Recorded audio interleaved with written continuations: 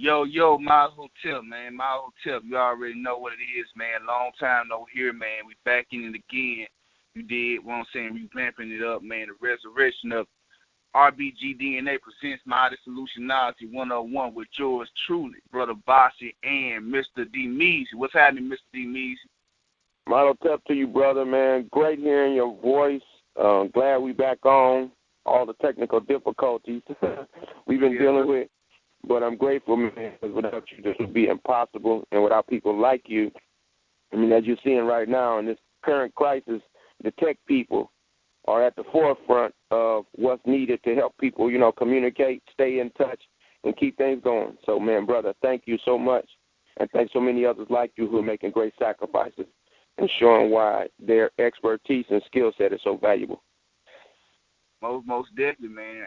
And I want to say I appreciate you because a lot of people don't understand the value that brothers and sisters like yourself, meaning those, a lot of time we give religious workers, pastors, teachers, we give a lot of people flack because they say, man, all these jokers do is talk, but don't realize the knowledge and the inspiration you giving people, especially a lot of people who can't work, who are stuck at home, man, and for you to have the ability for me to assist a brother like yourself, you did what I'm saying, on the platform to spread this message of hope and inspiration and wisdom to Afro-descendant people, man. It's truly a godsend. But and I know we're gonna get into something that get into that this morning. But let the people know, man, what creative topic, man, title you got going on, bro. Well, we're in this coronavirus crisis, and it's been going on for some time, but it's just become a real big thing. And so I want to touch on a few things, conversations I've been having with people. So coronavirus confusion. Toilet tissue lemmings, mask madness, and the triumph of Donald Trump. I'm going to repeat that. Coronavirus confusion, toilet tissue lemmings, mask madness, and the triumph of Donald Trump. I want y'all listeners, when y'all hear that, write that down. You're not hearing it on the New York Times or the Associated Press. It's coming straight from RBG DNA. My man said the coronavirus confusion, toilet tissue lemmings, mass madness, and the triumph of Donald Trump, man. We about to go in. Hey, but before you go in, bro, you mind if I give a little brief perspective on that? Brother, I would love to hear anything you got to say on any of that. Man, I'm going to say this, man. This coronavirus shit, excuse my language. I know this on YouTube, and I know, they getting real strict with the policy guidelines. But the coronavirus, man, I ain't going to lie. This reminds me of some kind of zombie movie. You did what I'm saying? It's going into quarantine, you being locked in. I'm just waiting for, it used to be, I ain't never been a serious gamer, but my brother used to play this game called, you might have heard of it, Call of Duty, right? Mm-hmm. And Call of Duty had this game mode where it wasn't the main game, but it was mainly like a game where you would just, practice and have, they had a little mode, the zombie mode. Mm-hmm. And killing zombies. And, man, when I seen this stuff break out, man, I was like, man, I'm just waiting to see jokers running around with yellow eyes, something, and all this type of stuff, man. But luckily it ain't like that yet. But yeah, man, it's really changed a lot of people's lives, man. A lot of plans I had, you know what I'm saying, I had to scrap, a lot of people, jobs, you know what I'm saying, got laid off. A lot of people who work in certain industries, hours just went crazy. You can't visit your people no more, man. It's really a major life change. And who just thought about it just a month ago, man, jokers didn't think it was going to get like that, Right. And I'm just, I work, I'm not going to say the name of the company, but I work briefly at a general merchandise store, man. and just seeing how, you know what I'm saying, and just seeing how people was coming in, man, just stripping them the toilet papers, the toilet tissues, man, you know, just stripping it, man. I was like, man, any day. And brother, actually, one of the stores in the company that I work for, the police, you know, one of the managers was just talking to us, you know, having a little, you know, jive conversation. The police at the police officer at their location was like, hey man, when y'all get that truck in and y'all need somebody to stand guard, we don't mind standing guard for. I'm like, man, this will sound like some real, you know what I'm saying, some real it's getting real, man. And then when you saw the NBA and all these people shut down, man, it's serious. But I know you got the perspective, man. You see past the surface level of all this, and you can deal with it on a macro and micro level. So bro, you know, just lay out what you see, man, and advice for the family out there how to navigate through this troubling time without, you know, one subject, you know, falling victim to the disease and also falling victim to the fear and the paranoia, because from my observation, the fear and the paranoia be spreading shit more than anything, you know. But you're absolutely correct. You know, I am firmly convinced that you can die or be injured from the coronavirus crisis without ever getting a coronavirus. All right? I'm firmly convinced of that you can die or be injured from the coronavirus crisis without ever contracting the coronavirus or the COVID-19, more specifically. And that's because of panic, that's because of stress, that's because of anxiety. And it might even be because you're in a house that ran out of toilet tissue. You know, but I want to touch on this because, you know, the time is here, and I'm going to come back around to the toilet tissue lemmings. But, you know, the coronavirus is not new. Okay? The coronavirus is not new. The human coronavirus is not new. The common cold is a version of the coronavirus. All right? Or the coronavirus is one of the versions of the common cold. When people say they're going to cure the coronavirus, you cannot find a cure for the common cold. There is no cure for the common cold. And this is cold and flu season. Therefore, this is the time of year when people get sick anyway. True that. And the same thing you got to do during this time of the year for the past 10 to 12 years is the same thing you need to be doing right now. The only difference between this and that is that this one is supposed to be a new strain, supposedly. COVID-19 is supposed to be a new strain discovered in 2019 and of the coronavirus. All right? But it ain't, it's more insidious, it's more sneaky, but it's not worse than the other coronavirus. Once you find it, once you discover it, you got to treat it just like you would treat it under normal circumstances. If you walk around with the cold and flu in 2016, 2017, 2018, 2012, 2010, if you walk around with the cold or flu long enough and you didn't treat it, you're going to get pneumonia. You're going to have pneumonia. What makes this one different is it don't announce. It don't tell you, hey, I'm here. I'm here to mess up your world a little bit. This one sneaks up on you, and you'll be sick and have walking pneumonia without even knowing it. Okay? It's more insidious. It does not announce itself. So you have to discover it. But we shouldn't get so caught up in the foolishness of this coronavirus crisis and let ourselves fall into a panic because the media is ramping this stuff up. You know, so that's one of the main things. To me, this is like the Bird Box Challenge being played out in real life. Do you remember the Bird Box movie? Yeah, with the blindfolds. Yeah. That's right. This This is media fueled, if not generated, crisis and fears. I'll say that again. This is a media fueled, if not media generated, crisis and fears. This is it's creating blind and irrational behavior versus an invisible boogeyman, quote unquote, enemy.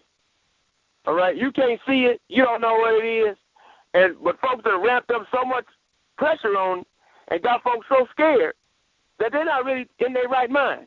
I mean, if you on the elevator and you sneezing is treason on the elevator. That's true. Sneezing is treason. You know, coughing, you might get a clapback off the coughing. You know, coughing might get you smacked. All right? People would rather have you fart on the elevator than sneeze. Now, you know that ain't good. You know, it ain't never good to fart on the elevator. But they would rather have you fart on the elevator than sneeze. All right? And so, you know, every year this is cold and flu season, right around this time. Every year this is cold and flu season, right around this time. Every year this is cold and flu season, right around this time. And in the fall, you're going to get another one. And awaiting some, you know, face masks, some personal protection equipment, awaiting ventilators, awaiting some cure. That's just foolishness. Now, I get it. I get it if you're in the hospital, and I get it if you're in some of the spaces where people are working and you got the fear and the paranoia and the phobia. I could get why you would put the PPE on. But the fear, it's the fear that got people acting crazy. You know, I don't know if hardly any of these mass media agencies that are pushing for normal, non-drug, non-needle, non-pill healing. You know, like sunlight for your vitamin D, sunlight for your warmth, walking, water, staying wrapped up, getting you a hot toddy, getting you some vitamin C, some echinacea golden seal, some calcium, magnesium, zinc. You know, zinc kills these viruses. You know that zinc, when zinc gets inside of the cell of the virus, they die for the common cold. Okay? You need to be amped up and ramped up on that stuff anyway. You need your B complex. You need your elderberry. All that stuff help you, and that's the stuff you normally would be doing anyway. Castor oil. You need that anyway. Cod liver oil. If you do the cod liver, a lot of times you don't even get sick. If you do the honey ahead of the season, a lot of times you don't even get sick. Okay? Apple cider vinegar, honey, and garlic, you put it in a bottle, you shake it up, you let it sit for 3 months in the dark. And then when you bring it out, you just take a spoonful of it, and voila. I ain't making this up. It's something called cha-cha, where you take some sauerkraut and some other stuff, and you mix it up, and it get all hot, and then you take that and a spoonful of that, and then start wiping stuff out. Okay? This is not new stuff. I'm not making this up. This is the same stuff we've been doing for thousands of years, and it still works. And it worked before, and it worked again. And so I don't hear too many news agencies, too many media talking about that. They just talking about how many people dying, how many people getting sick. And as a result, people are caught up in a frenzy, and they got a phobia going on, and it's creating irrational behavior where people are not thinking. They're not thinking. I say they're not thinking.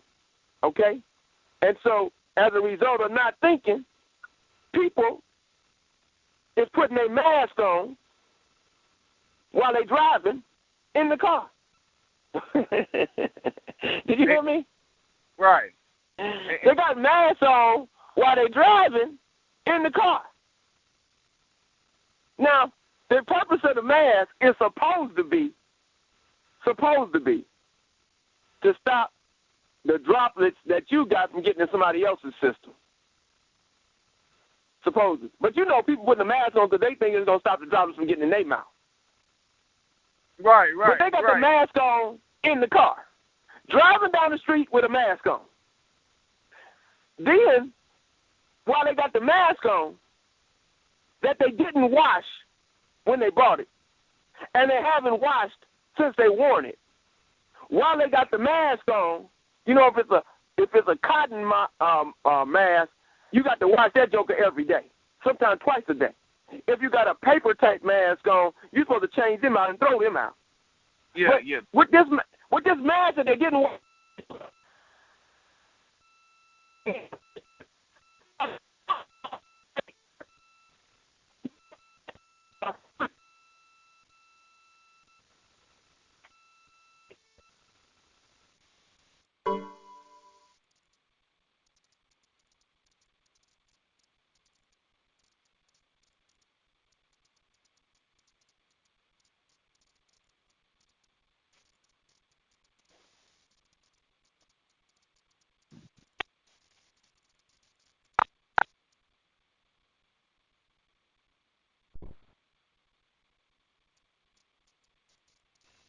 So they got the mask on in the car.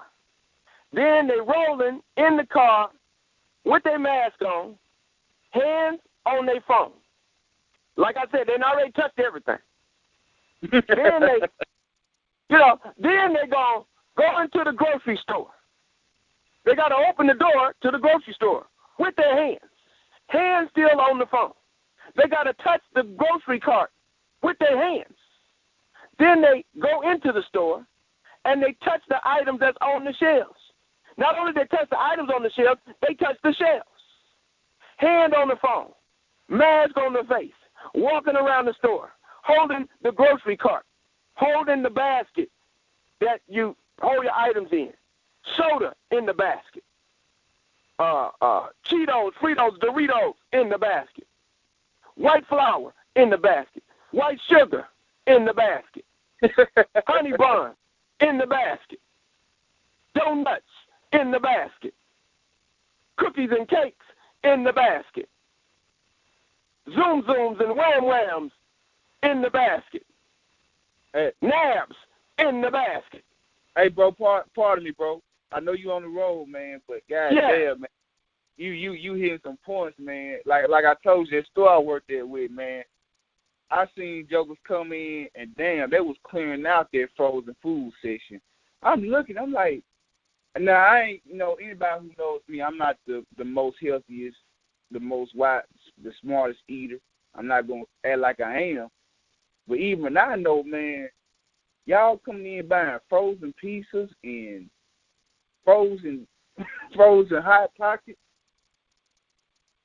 Hot dog, pork neck bones, chitterlings for the fancy folks, pork chops, pork ribs, old outdated meat, red dot meat, dyed meat.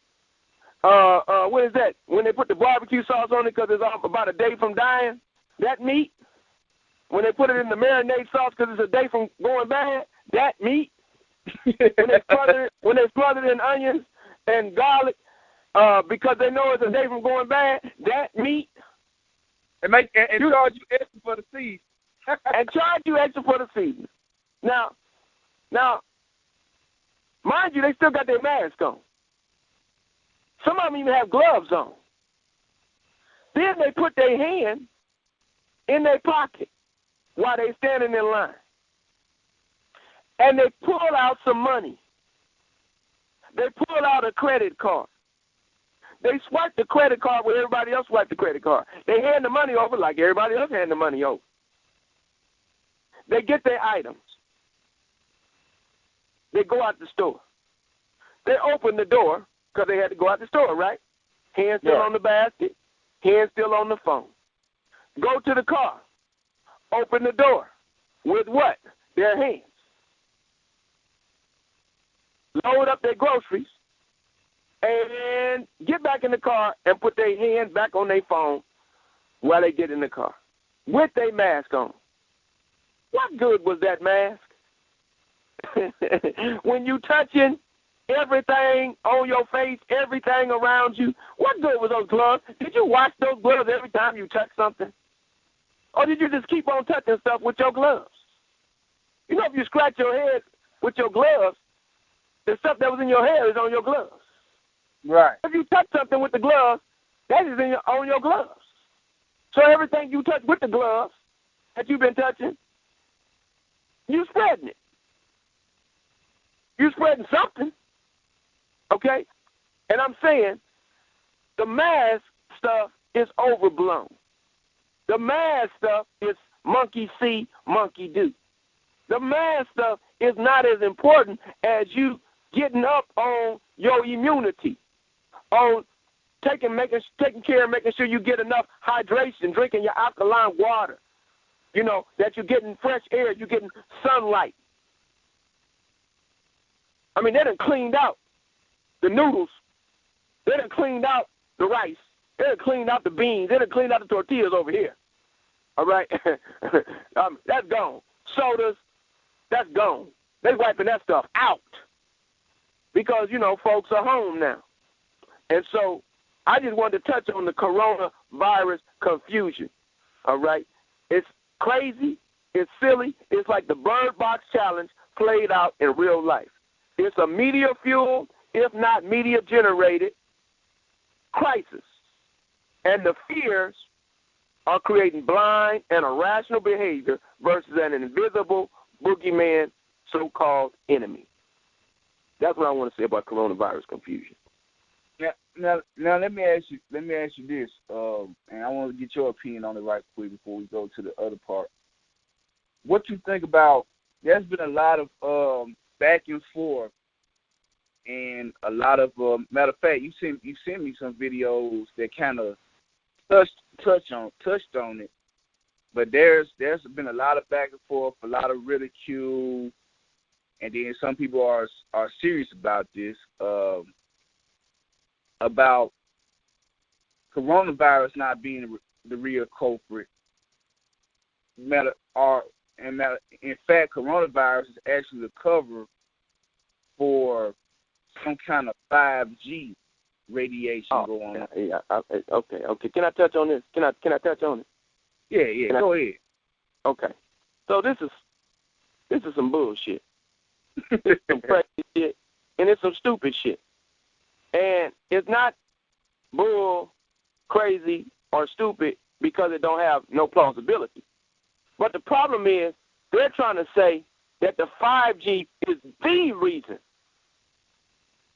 They're saying 5G is the reason, not realizing that radiation occurs from any living source. Your body radiates energy. Rocks radiate energy. Some rocks radiate more energy than others, such as plutonium. You hear me? Yes, sir. There's a rock called plutonium. It radiates energy.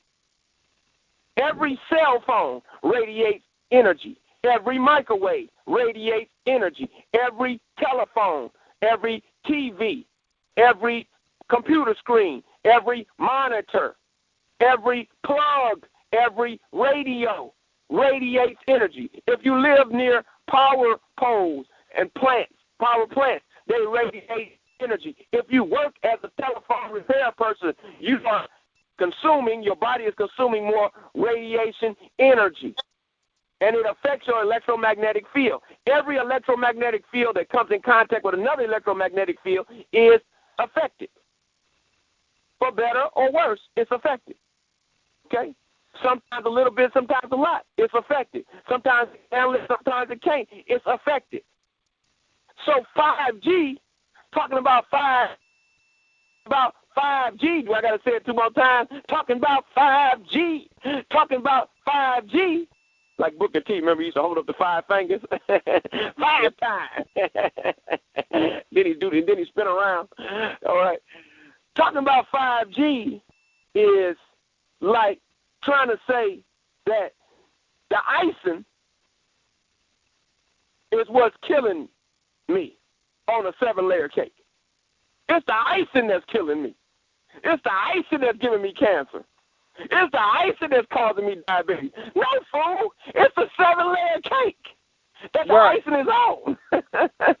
You can say that the icing is one more thing. You can say the icing is to the problem, but you can't say that the icing is the problem. It's that 7-layer cake that your ass been eating all these years. That's the problem. You understand what I'm saying? Right on. That's just one more thing. You got to have power lines. You got to have underground wiring. You got to have a whole bunch of other stuff set up. You got to already have cell phones. You got to already have radios. You already got to have sonar and radar. You got to already have that before you get to 5G. So what the hell was all of that doing up until now? Don't make some sense. Yeah, because 5G been out for a minute now. You damn right. What was before 5G? 4G. What was before 4G? 3G. What was before 3G? 2G. What, do you think that wasn't making a difference? You think that wasn't having an effect? You think microwaves don't have an effect? Microwaves are banned in Russia. Do you think microwaves not having an effect? Microwave oven? So people who don't understand radiation and the accumulation of radiation and why you should not have, according to Dr. Africa, Dr. Goss, and others, why you should not have TVs in your bedroom, why you should not have even radios in your bedroom, you should not have electrical devices on inside of your bedroom. Your bedroom should be a sacred space, okay? But those things are draining energy. They're pulling and pushing, pulling and pushing, because your electromagnetic field have a relationship with other electromagnetic fields. You are affected by that, okay? AFFECTED, affected by that. Everything is affected by everything else. Every electromagnetic field is affected by every other electromagnetic field, okay? So just consider that when you start talking about 5G. That's just one more thing in addition to so many other things. All right? All right. So don't get caught up in that. I'm not saying it don't.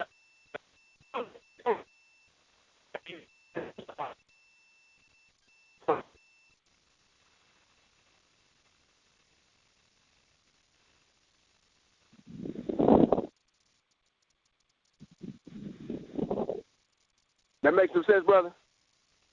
Yes, sir. Yes, sir. Yes, sir. Man, that was a dynamic statement you just ended off with on that matter. Can you repeat that again? I like that. Yeah. The 5G is just one more thing on top of other things. It's not the only thing. It's not the main thing. Like I said, it's like having icing on top of a 7-layer cake and then blaming the icing for giving you diabetes, blaming the icing for giving you illness and sickness and damaging your kidneys, blaming the icing for causing you to have problems with your eyes or with your teeth, blaming the icing for the cavity, when it's the 7-layer cake that you've been eating all week. You see what I'm saying? I mean, we got to understand the 5G is just one more thing. Before you had 5G, you had 4G. Before you had 4G, you had 3G. Before you had 3G, you had 2G. Before you had 2G, you already had microwave oven. Before you had microwave ovens, you had radios, you had TV, you had computer monitors. All right? All these are sending out radiation. You had electrical wires. You had power plants. You got cars. Okay? You got plutonium. You got atomic energy. You have nuclear energy. You already had that before you got to 5G. So that's just one more thing. You already got chemtrails today.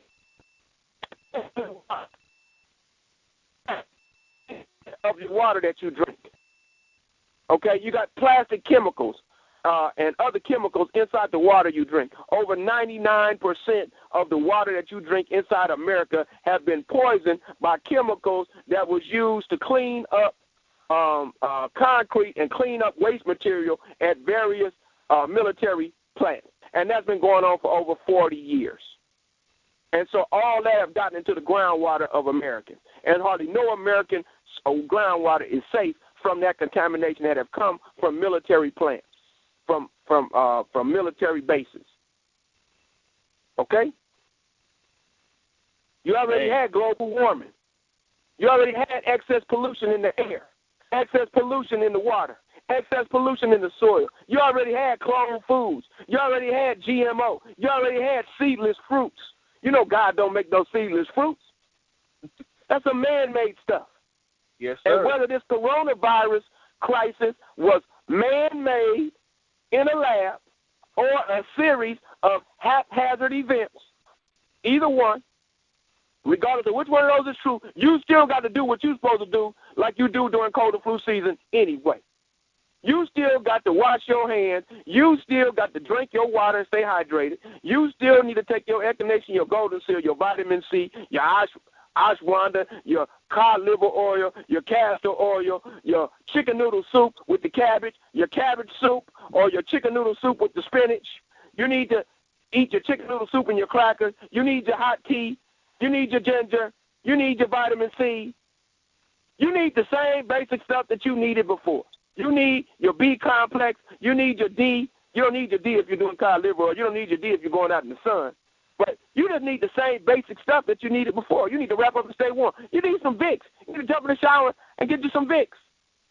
Rub it on your body and wrap up tight. Get you a hot toddy. Get you some chicken noodle soup, some spinach. Take your vitamin C and your echinacea and all the other stuff, man. You're going to be all right. You're going to be all right.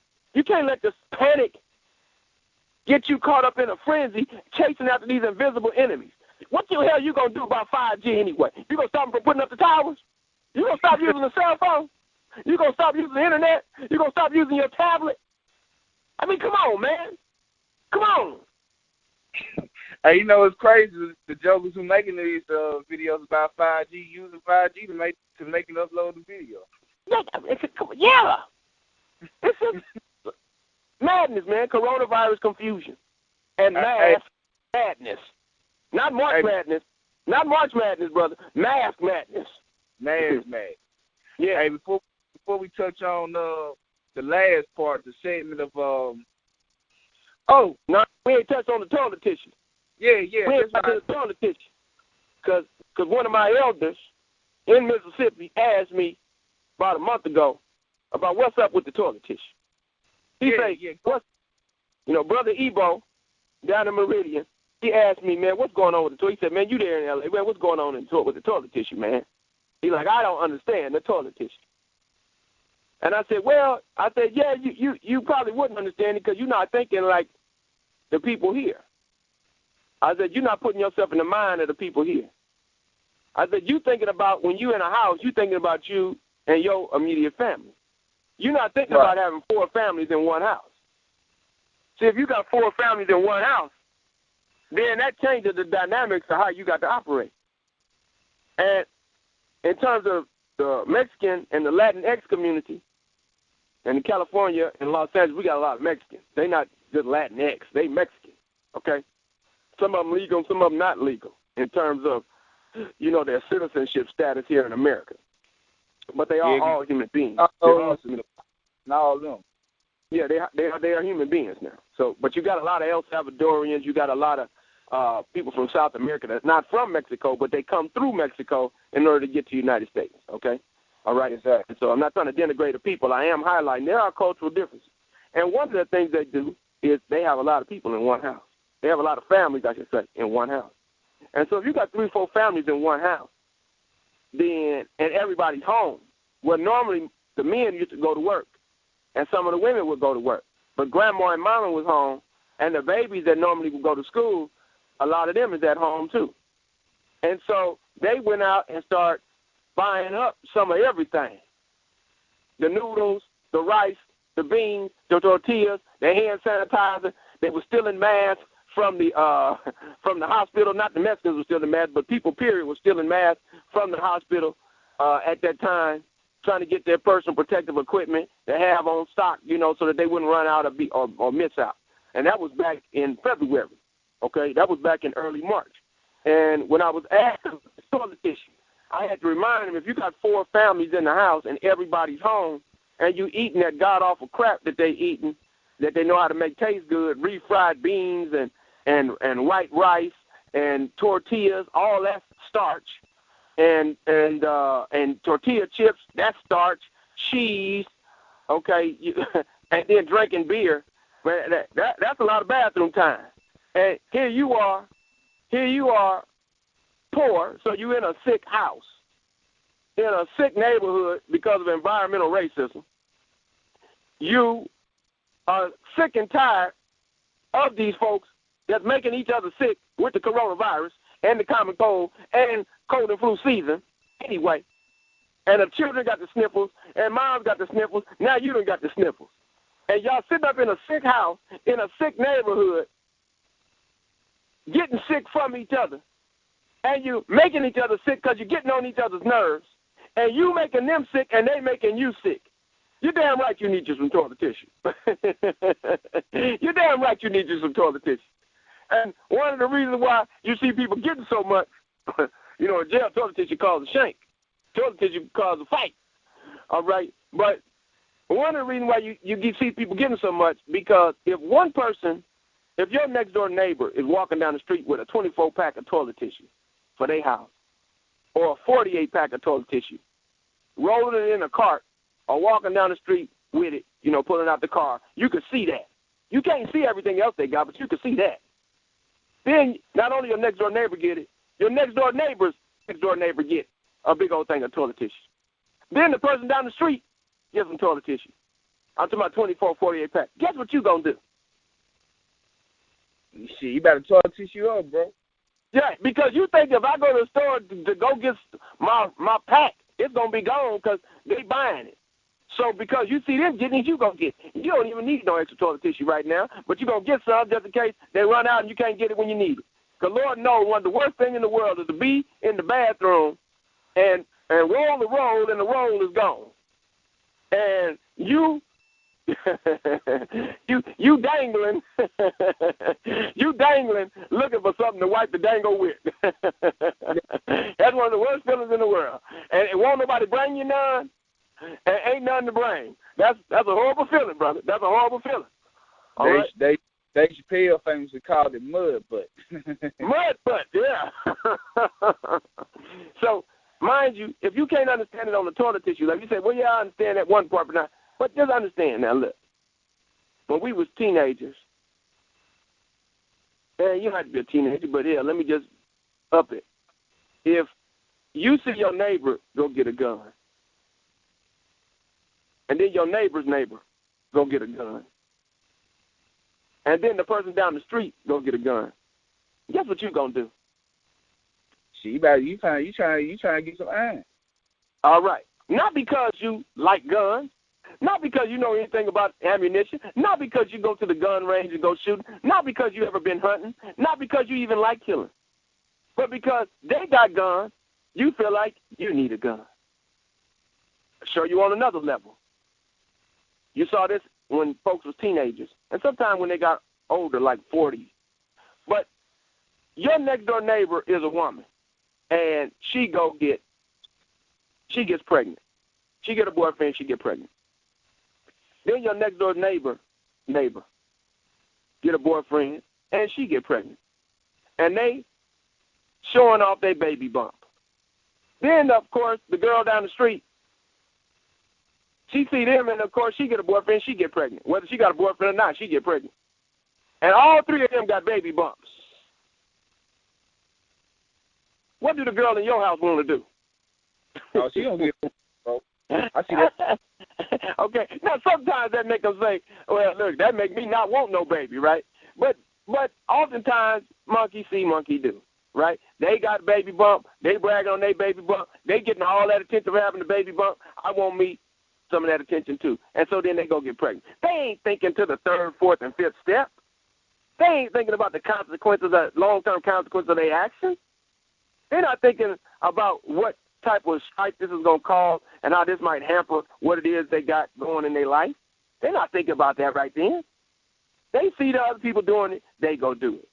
It's some lower-level emotional yearning, some lower-level emotional driving. It's based on the survival drive, man. It's you see them doing it, and you going to go do it. It don't got nothing to do with a whole bunch of rationality and a whole bunch of thinking.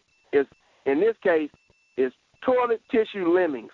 Just like them little lemmings that you see running, and they get scared, and then one of them runs, and they run off a cliff, and then all the rest of them run off the cliff following after the first one. Ain't much thinking going on, man. They in a panic, they in a frenzy, and they just following the leader, and the leader is blind. Deaf, dumb, and blind. Yeah, man, that group thing is a mofo, man. Yeah, it's real. It's real. And that's what you see going on with the toilet tissue and all of the hoarding and the rampaging of the stores and all that, to the point that we have to limit how much you can get of certain items. Yeah, I know in Mississippi, they got this thing where people are urging stores to stop limiting the sale of milk, cow milk. To start or stop? To stop, because they started limiting it, and a lot of people are complaining about them limiting the milk. Well, down here it's the eggs and the rice and the noodles and the toilet tissue, right? Then they start using paper towels. You know, a lot of folks said they've never used one ply. They're using a lot of one ply right now. I'll tell you that, brother. Let me touch on, if I can, something as a transition towards the end of this. And I want to thank Naomi Klein from Disaster Capitalism, and also Jesse Jackson. But let me say this, that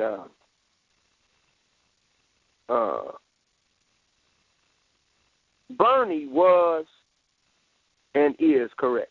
Bernie Sanders, who just recently, maybe today or yesterday, he dropped out of the running for the presidency. Now, he suspended his campaign, but he haven't taken his name off the ballot. He's not going to take his name off the ballot. Okay, but he suspended his campaign. Bernie was and is correct. Or at least he was more correct than the other political candidates.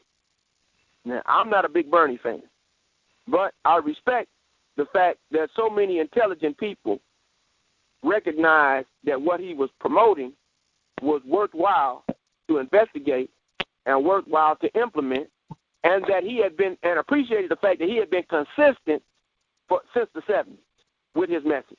He's been consistent all this time, saying the same things over and over, following the same things with some modifications and adaptations for the environment, the political environment that he's in. Bernie was and is correct, or at least more correct than other political candidates, as it relates to pollution, as it relates to Medicare for all / universal basic health care, as it pertains to college for most, right? And his positions on clean air and clean water. Bernie was and is correct. Andrew Yang was and is correct, especially moving forward with universal basic income, artificial intelligence, moving from the information age to the fourth industrial revolution, all right? And that, you know, similar to John Henry, a good stake driving man, John Henry, all right? He could lay down the railroad tracks as fast as anyone can. John Henry, but John Henry, when he had to go against the machine, John Henry worked himself to death competing against that machine. And even when he won, he lost. It was a Pyrrhic victory because he worked himself to death trying to keep up with a machine that once it broke down could always be fixed and set up to work again. And the same thing is true about the American worker. The American worker and the world worker cannot compete against the rise of technology, which is moving forward faster than most human beings are able to even contemplate. I mean, you have to think they're putting in 5G and they already got 7G lined up. And they just putting in 5G and they already got 7G ready. So just, you know, consider that. Every 18 months, your laptop or your tablet is outdated. Your phone is outdated every 18 months. If you get all the apps on that phone, that stuff going to be outdated moving forward, okay? So same thing is going to be true on the job. A lot of people coming back to work, they got to compete with machines now, all right? And so we're going to have to look at moving forward universal basic income, artificial intelligence, and dealing with the information age to the fourth industrial revolution in education, in economics, in entertainment, law, labor, politics, religion, sex, and war. We're going to have to deal with these changes. Okay? I don't know if you know, but this coronavirus crisis has created a lot of clarity. All right? There were fires spreading the climate message across Australia. This is an article by Joseph Sinner, right? And it's causing greater awareness and willingness to listen. That's just like the coronavirus crisis. It's causing a greater awareness and a willingness to listen. Not because the message has been changed, not because the messengers have changed, but due to the immediacy of danger and loss. So in Australia, there was fire spreading all across Australia. Before coronavirus became a topic, there were fires going all across Australia. And that made them, people that were saying that were climate deniers, start acknowledging, hey, this thing might be real, right? They still don't want to deal with the pollution part of it, but they're acknowledging that the earth is heating up. And the earth is heating up, but it's also heating up faster because of pollution. It's also heating up more unhealthy because of pollution. And we still got to deal with the pollution problem, whether it's heating up or not, okay? And I'm just showing how when situations change, it makes people pay attention different. Of course, you know about the suicide belt in the heartland, right? When heartland woe turns to despair, suicide and depression in our heartland, what they call diseases of despair. When people feel hopeless, they turn to alcohol, drugs, and increasingly in rural America, suicide. Okay? The side effects of the depression medication that they give you are weight gain, erectile dysfunction, and a feeling of being weird and not like your normal self. In other words, the medication for depression causes depression, okay? Because if I'm gaining weight and I can't stop it, my dick won't get hard, and I'm feeling weird and not myself, that's depressing. But the medicine I'm taking to help me with my depression is causing more depression. You see what I'm saying? So, but my point is, for that is, you know, when we had these problems, it was different, right? Because when it was lynching, when it was race, when it was segregation, when it was racial abnegation for your black self, and white being lifted up, black being lowered, colored signs, white-only fountains and funeral homes and cemeteries, all type of marriage clauses, the Mann Act where you couldn't transport white women across the line that they got Jack Johnson on, the fact that the only reason we ever move out in the United States of America is because of the interstate commerce clause, because if you can move a couch, a chair, and a table, then why can't a Negro go across the line? All right? I'm just saying at that time we turned to church, okay? We also turned to the blues. We turned to rock and roll. We turned to jazz. We turned to hip-hop. Now it's strip-hop. But we turned to church. We turned to the blue. In other words, we turned to our spirituality. Now, whether that spirituality has some corrupted ethics, whether it has some dysfunctional aspects, black people collectively turned to our spirituality in order to deal with these diseases of despair. But in our heartland and in the heartland of America, with this opioid epidemic and with the crisis related to joblessness and related to the factories leaving and high unemployment, these people are turning to suicide. Okay? And my point is, as long as it was us, it didn't make much of a difference. But now that it's them, they viewing it from a mental health and a health and wellness perspective. Okay? It ain't like the message have changed about what needs to be done. It's just that it's affecting a different group now, and that makes them want to listen. All right? Man, it's okay. I said that to set something up, though. So yep. Let me set this up. All right. Yes, sir. So Bernie Sanders ran a campaign that was like Jesse Jackson in '84 and '88. The difference is he ran it with a focus on economic issues, whereas Jesse Jackson, of course, had to deal with the racial issue because he was black. He was one of the first viable black candidates. He was more viable than Shirley Chisholm and more viable than Dick Gregory and others who had ran before him. Okay? He was the most viable black, identifiable black candidate who had ever run in the United States of America for president up to that point since Reconstruction, right? Since post-Reconstruction. Okay. And Jesse Jackson and Bernie Sanders ran on pretty much the same issues, on many of the same issues, okay? It's just that, it's updated for the time. So since the 80s, which is almost 40 years ago, 30 years ago, Jesse Jackson ran a similar campaign on similar issues as Bernie Sanders. And he had similar results. The Democratic National Committee blocked him, even though they knew he had the best idea, even though they knew he was right. They could not vote for him because he was black. But we come to find out that the real reason why they can't vote for him is not just because he's black, it's because what he's standing for go against what they for. Right. Which is the maintenance of this, what we today call a neoliberal status quo. Okay? The good thing about this virus, like Jesse Jackson pointed out, it's a democratic virus. And it's knocking on Pharaoh's door. All right? That if you don't heal the least of these, you imperil the richest of these. Boris Johnson in England got the virus.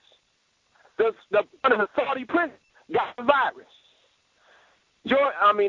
Trump had the virus and got over it. And different people in the different cabinets in Congress and presidents and owners and business leaders got this virus. So if you don't take care of these hospital workers, if you don't take care of these grocery store people, if you don't take care of these stockers, if you don't take care of these people that you see every day that are invisible to you, then you ain't going to be all right moving forward. Bernie was right. Andrew Yang is right. But neoliberalism have been wrong. This not me, us campaign, this not me, us movement unifies disparate progressive movements. And this coronavirus capitalism, this is Naomi Klein, this coronavirus capitalism exposes this conspiracy of low expectations. Because as people, we must decide and believe that we deserve better. That the upside-down nature of this supply-side trickle-down economics has been proven to be bankrupt. She said it was precarious, poverty, and pollution. Precarious, poverty, and pollution. That this neoliberal nudity, this neoliberal intellectual project over 40 years has proven to be bankrupt. That the people who have been calling this out, we're not the crazy ones, but the neoliberals have been saying we crazy for saying something about climate change. We crazy for talking about planting trees. We crazy talking about the water. We crazy talking about the environment. We crazy talking about the pollution. We crazy talking about medical law. Crazy. We don't have enough money. Hell, you just found $2.2 trillion and you're about to put another stimulus bailout package. You already had the money, but you didn't want to spend the money for the benefit of the people. Right on. Bernie Sanders was and is correct. The Himalayan mountains are visible in India for the first time in 30 years. The snow-capped mountains of the Himalayan mountaintops is visible in India for the first time in 30 years. There's a clear skyline in Los Angeles. But, as Naomi Klein pointed out, we wish this clarity of vision, this progress and value realignment came by way of craft versus crash. Just like in Australia, you wish they had to recognize that global warming was here and it was something you needed to deal with your legislation and policy before everything started burning down. You wish that the good, God-fearing, Jesus-worshiping white folks, tree-hugging white folks would have been paying attention to the crack epidemic, would have been paying attention to them signs that said we were second-class citizens, that the living in poverty, they're being pushed to the margins and the side, they're being pushed over for the same jobs even though we were just as qualified, being told we were less than, being told we were ugly. You would have hoped that your liberal friends would have at least stood up for you as a collective group. Well, they couldn't do that until it started knocking on their door. That the opioid epidemic knocked on their door. Now it's a mental health issue. You hear what I'm saying, brother? The crisis is exposing these hypocrisies that have already existed. You know what it reminds me of, bro? Right before you head, you know what it reminds me of? What's that? It reminds me of, like, when you have, before the FBI came out with the behavior analysis for DNA and stuff like that, when you would have serial killer cases, right? Mm-hmm. And them serial killers would show, based on the serial killer case, depending on where it happened at, it would show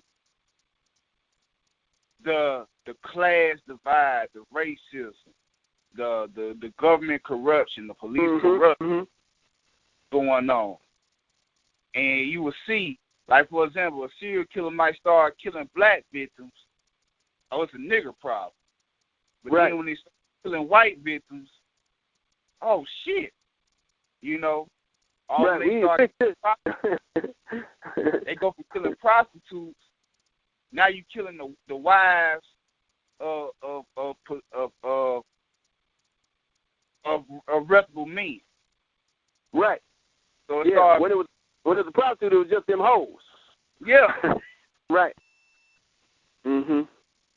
So it peels back the layer and shows the you know, it shows the like you say, the hypocrisy and the corruption and the greed and the purposeful blind eye.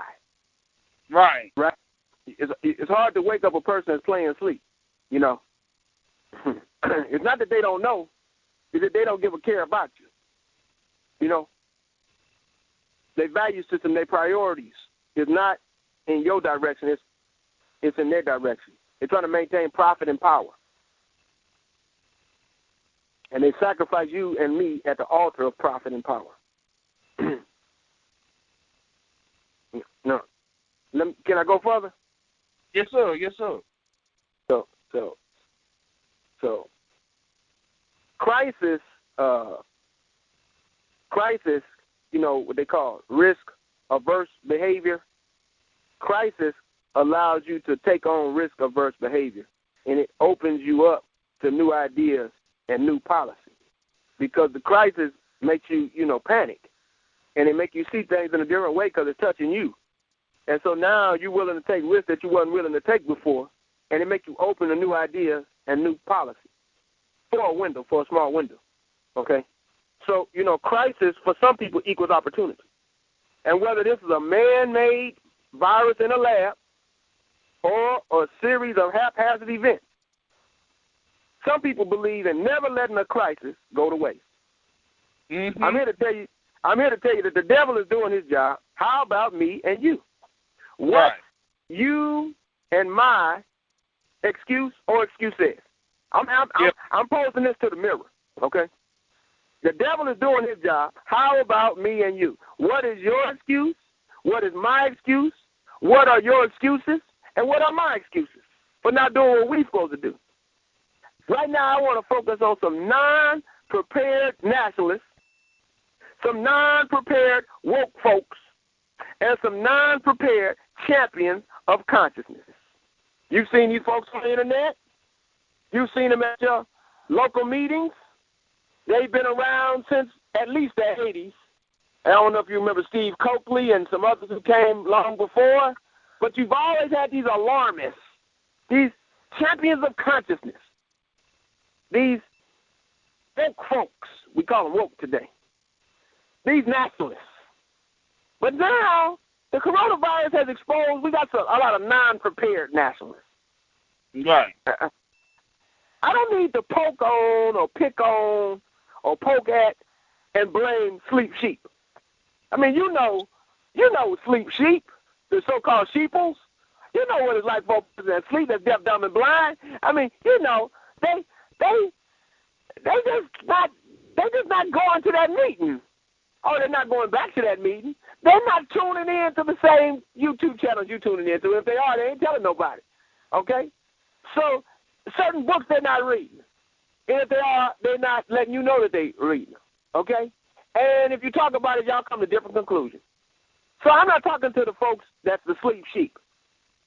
I'm here to say that, and I'm part of the group, whether I was saying it or not, I was part of the groups that was saying it. I'm related to the people that do say it. Okay? We have told folks, and I included myself, we have told folks for years, for decades, for half a century about Rex 87, Rex 99, the FEMA concentration camp, the King Alfred plan, racial pogrom, white nationalists and KKK militias, martial law. They're going to round you up. They got a Negro contingency plan. right? And so much more, right? For years, over 50 years in some cases, we've been talking about stuff like this, talking about these things and stuff like this, right? But no significant land ownership. Nationalists without land. Can you hear me? Nationalists without land. How can you truly be a nationalist without land? I know there's such thing as a cultural nationalist, but how can you be a true nationalist without no land? Okay? No farms, no ranches, no control of the water supply, no defense perimeters, no well-stocked bunkers, no tunnels underground, no fourth-year food supply. What type of foods even hold up for 4 years? All right? Underground grain silos, because, you know, if they see you got food and they don't got no food, the zombies are coming. All right? Can you protect the food that you got? All right? Self-defense techniques and arsenals, hemp and bamboo, so you can always have something growing to make paper and make clothes and do the stuff you need to do and do buildings and stuff and fix stuff. You need hemp and bamboo to help do that. Do you have stock ponds, canning, preserves, sewing, stitching, knitting, bandages, diapers, wet wipes, alcohol, wine? You need some wine just to chill out every now and then. Some soap making, matches, Flintstones, not the Jetsons, Flintstones. You might need some Jetson stuff and technology, but you really need to understand the Flintstones. You need to be able to light something without no matches. And you got to carry a Flintstone around to help you do that. Do you even know how to make a fire? Can you even consider living off-grid when you do not have cable, you do not have satellite, you don't have all the modern conveniences? Can you live off-grid? Are you prepared? Windmills, solar. Do you know how to bed sweet potatoes? Nationalists, woke folks, champions of conscience, can you bed sweet potatoes? Do you know how to skin a deer? We watch all these zombie movies, know all the characters, break down and compare plots of multiple movies and series about what the zombies don't do, what the zombies done, how this zombie show was different from the other zombie show, and how to handle the zombies. But what I want to know, why are there no serious, structured, apocalyptic preparation as a group? I'm not saying that nobody has not done it. I'm not saying no bodies have not done it. I'm saying as a group, how many nationalists or woke folks or these champions of consciousness do you know with ranches and farms with 4 years of apocalyptic preparation as a group?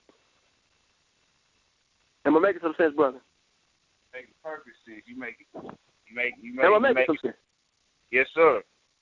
I mean, just we got to get our act together, and to be forewarned is to be forearmed. And after this is over, or while this is going on, you got to link up with a few folks. Stop waiting for the sleep sheep, and get with some folks, man. Get some land and get it going. Because the next time it come around, man, you might have to take a shot. You might have to get the mark of the beast just to eat if you don't already have your own. That's that. Yes, sir. But what about how's our friend 45? What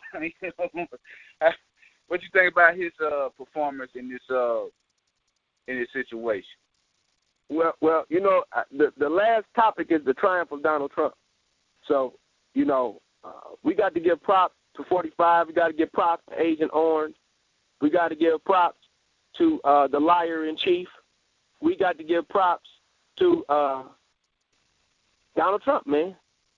Donald Trump has done a fantastic job during this coronavirus crisis. And I know some people are like, how can you say fantastic with all of the contradictions that he's been doing? Because he's on the TV every day. He's coming out the mouth of every news pundit and every radio station every single day. So whether you agree with him or not, he's in your mind. And that's all he wants anyway. He don't care what you say about him. Just spell his name right, okay? Okay. Trump is triumphing in part because Bernie drops out, because the people could not accept Bernie's message of the Democratic National Convention, of the Republican National, the powers that be will not accept the Bernie revolutionary, and he's not really a true revolutionary. He's just a reformer. But they can't deal with that revolutionary spirit that Bernie embodies, that he represents, okay, that he's the face of. He's not the revolution. The people behind him are the revolution, and they're going to go on for many years. But he's the face of that. He's the political face of that, okay? Right. They can't go along with that. You see him integrating some of Andrew Yang's policies, tweaking them, but Bernie is a bit too much for a lot of them. So they rejected him just like they rejected Jesse Jackson in 84 and 88. But Joe Biden has what I call Biden blunders, okay? The people who are voting for Biden are less voting for Biden and more voting against Trump. These are anti-Trump people, not pro-Biden folks. They're anti-Trump. Biden is old, Biden is out of step, and Biden is asleep while standing. Trump called him Sleepy Joe. Right? And he wasn't even prospect to be a major candidate. That's the funny thing about it. I mean, well, he had the thing with, Obama, and that helped him a lot, and, familiarity, that helped him a lot. He wasn't running as good a campaign as Elizabeth Warren was. Elizabeth Warren was running a damn good campaign, probably the best. He didn't have the ground troops like Bernie Sanders did, and volunteers like Bernie Sanders did.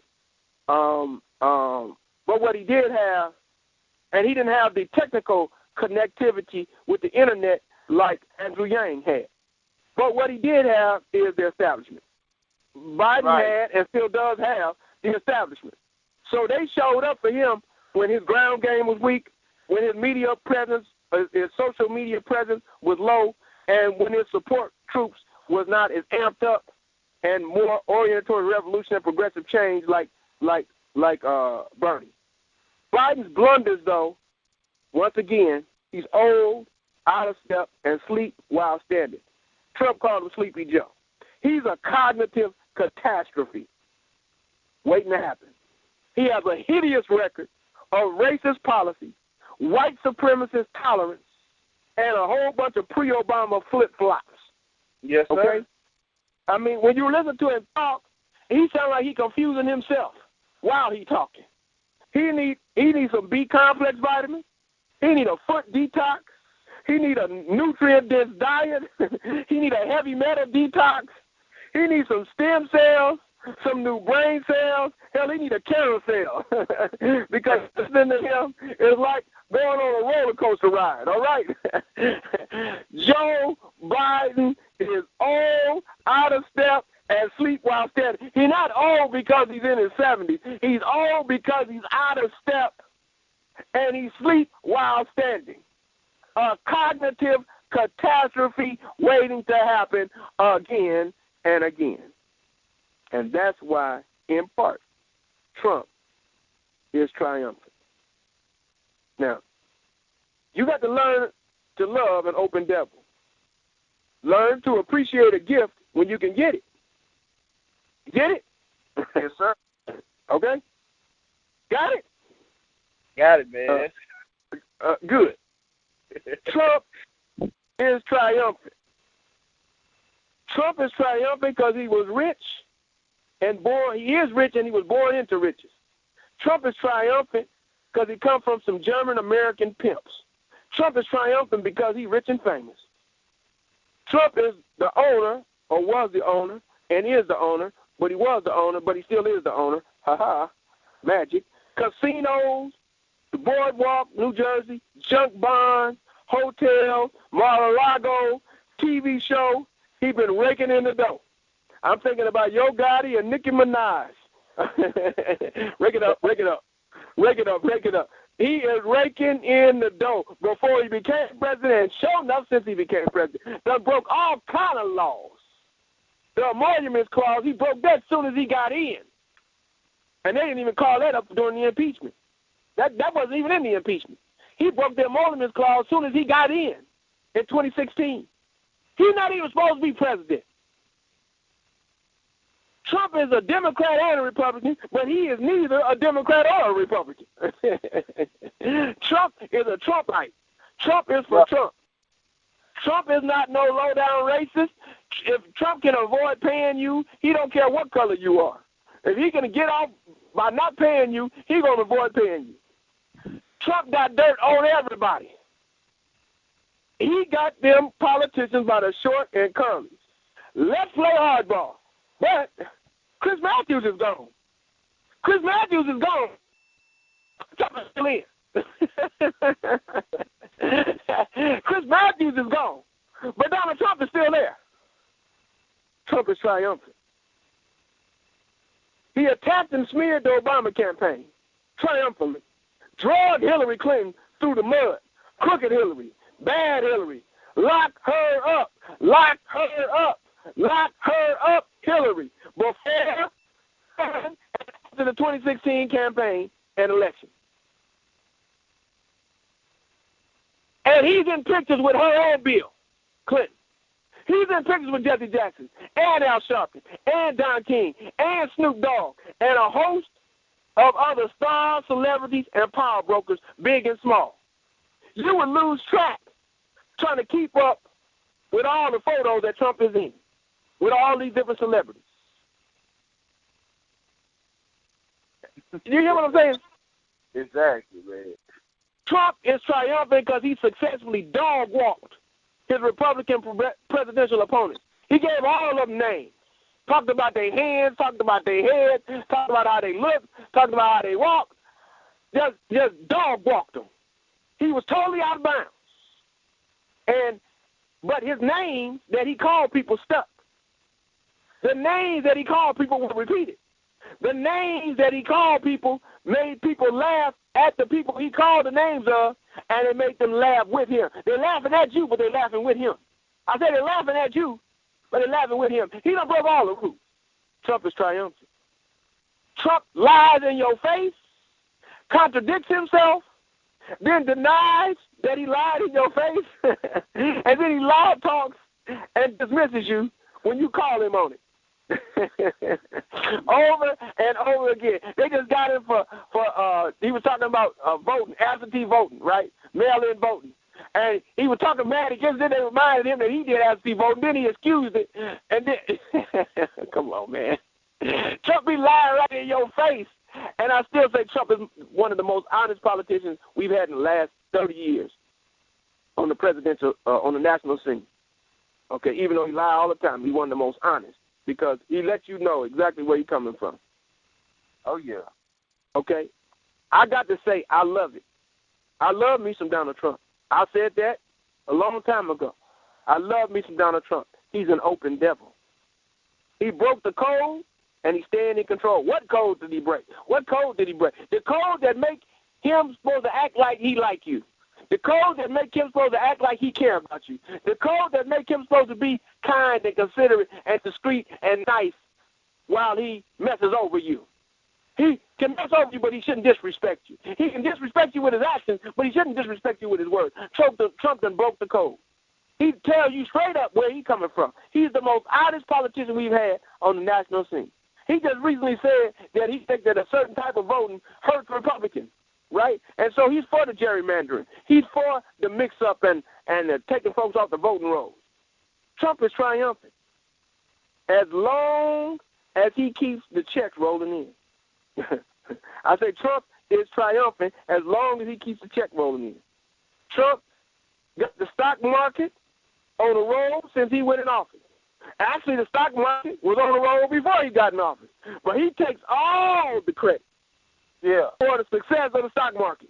As though the Obama administration didn't do shit. And you know I'm a critic of Obama administration. But, I mean, we got to tell the truth, okay? It's like, fuck the fact that, you know, the bus was driven into a ditch with George Bush Jr., and Trump is so bad, he make George Bush Jr. look like he was all right.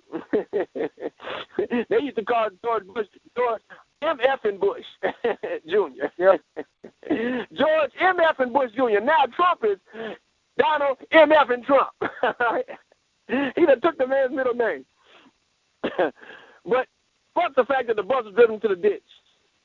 And the Obama administration pulled the bus out the ditch and set the bus rolling on the road again. The way Trump tells it, he did it all by himself. and that Obama was a horrible mess. All right? Trump say HBCU. Yeah, right. According to him, right? Trump has a record of fact-check mistruths and outright lies. Trump has set a record for the number of fact-checked mistruths and outright lies. This joker lied more than Ronald Reagan was lying. Right in people's face. Trump is triumphant because he still got 33% of the American voting population still with him. No matter what he do, what he don't do, how he do it, or how he don't do it, he still got his steady 33% with him. Now his number's up to 49% approval. He still got his core base of 33%, and now he got a 49% approval with all these missteps. Trump is still triumphant speaking through Twitter. Trump still got his children with security clearances and his businesses still getting paid. Trump is triumphant. He still haven't showed or shared his taxes. Trump is triumphant because he got impeached. He just got impeached, but he's still in office. Trump is triumphant because he still have appointed over 200 judges and still is appointing over 200 judges and 2 Supreme Court judges up under his administration. Trump is triumphant because he still got the rich corporate stimulus through that was supposed to go to the poor and fix the infrastructure. I'm not talking about this most recent bailout bill, the one that we just had, this $2.2 trillion that's supposed to go for the coronavirus crisis. I'm talking about the one that took place before that Obama administration had saved up that was supposed to go towards infrastructure and fixing roads. He gave that money to the corporate business people. You know what I'm saying? That was the $1 trillion. That was supposed to go to the people. But he put that in to the corporate folks. Trump got that rich stimulus through that was supposed to go to the poor and fix the infrastructure. He still got Betty DeVos, ignorant self, heading the public education. And that was a group that she was suing to get private and charter schools in with less regulations or restrictions or oversight. Trump is triumphant because he still got the EPA on rubber stamp shutdown. All type of environmental regulations dropped and scrapped and cut out. All right? And that's helping make Wall Street increase because you got less regulation. Okay? Trump is triumphant because he just reinstated hunting and fishing on national parks for the first time in 30 years. He just flipped that one through. Trump is still benefiting and advocating and assisting voter rollbacks that benefit the Republican Party, by the way. He's still pushing and building a border wall. And he got Americans paying for it, by the way. He's still denying political asylum to non-Europeans. Trump is triumphant because he still got 500 million. I said 500 million. 1/4 of the $2.2 trillion coronavirus bailout bill, 500 million is going towards his corporate cronies in this latest $2.2 trillion bailout stimulus package. And he just fired the Inspector General who was placed there to give that $2.2 trillion bailout oversight. Now they put James Clyburn up there so that because they don't think he can fire him and they don't think he can push him around. But my point is, Trump ain't stopped being Trump. Trump is triumphant, still being himself, doing what he's gonna do, even though he's off the rails and out of bounds. Trump is triumphant because he still got the foreclosure king running the Treasury. Trump is triumphant because Trump can still grab women by the pussy and get away with it while he calls NFL players sons of bitches. And Kaepernick and Jamel Hill are out. Chris Matthews is out. Al Franken is out. Kevin Smiley is out. But Trump is still in.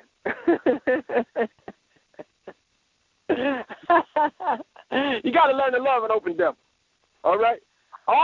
With this coronavirus crisis, all of Trump's wrongs, all forgotten up to this point, as long as he keeps check rolling in. Susan Rice, laid out how inefficient he is with his war against the coronavirus crisis, blah, blah, blah. As he contradicts the corona experts while he's sitting up there doing them hilarious coronavirus task force press conferences, blah, blah, blah. They laid out a COVID-19 timeline that showed his ineptitude on reacting in a proper manner on behalf of the nation, starting in as early as January, even though the coronavirus was here in Los Angeles in December. But the COVID-19 timeline starts in January, and they were made aware in January, and they saw it, and they told the president, and we don't want to hear about that, blah, blah, blah. Bailout issues and bailout blues of a burning house that's going on right now, blah, blah, blah.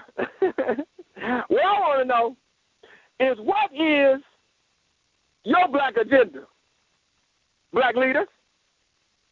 What is your individual personal family plan, black man? Because Trump is going to be Trump. And you got to learn to love an open devil. Learn to appreciate a gift when you get it. Do you get it? Indeed. Do you got it? Yes, sir. Because if not, you're going to stay deaf, dumb, and blind for good. Right on, right on. Now, let me close on hope. Can I close on hope? Yeah. Okay, let me close on hope. So there's some people that because Joe Biden just won and Bernie Sanders dropped out, and because the nation is in peril once again, there's some people that hope that Obama comes back like the Jesus in Revelation. You know, he left so holy, humble, meek, and mild, right? That's how he came the first time. And they want Obama to come back with fire in his eyes, a sword of truth in his hand, taking heads with an army of killers behind him. The Obama sire, please come save us. Obama sire, please come save us. I'm saying don't hold your breath. You got spying and monitoring. They got a spy and monitor app by way of phone in Japan and China. Don't forget Obama re-signed the surveillance legislation that was initiated by the Bush administration. Obama re-signed that legislation when he was in office. Okay?